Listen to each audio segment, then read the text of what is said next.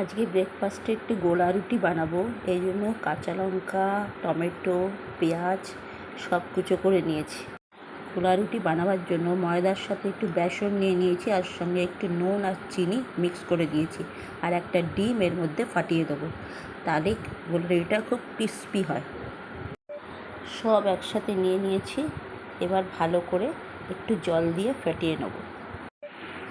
আমার বেটারটা পুরো রেডি। গোলা রুটি বানানোর জন্য একটু পাতলা করে নিয়েছি, তাহলে রুটিগুলো খুব ভালো হবে।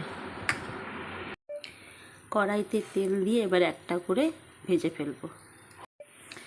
দেখুন কত ক্রিস্পি হয়েছে, আর খেতেও খুব ভালো হয়। দুদিকটাই একদম খুব ভালো করে ফ্রাই হয়ে গেছে।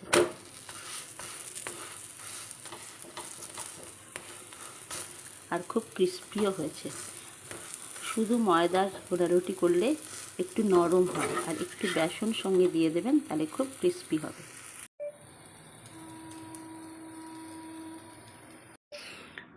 গরম গরম ভেজে সস দিয়ে সার্ভ করে দেবেন, খেতেও খুব ভালো লাগবে, আর খুব তাড়াতাড়ি হয়ে যায় ব্রেকফাস্টটা।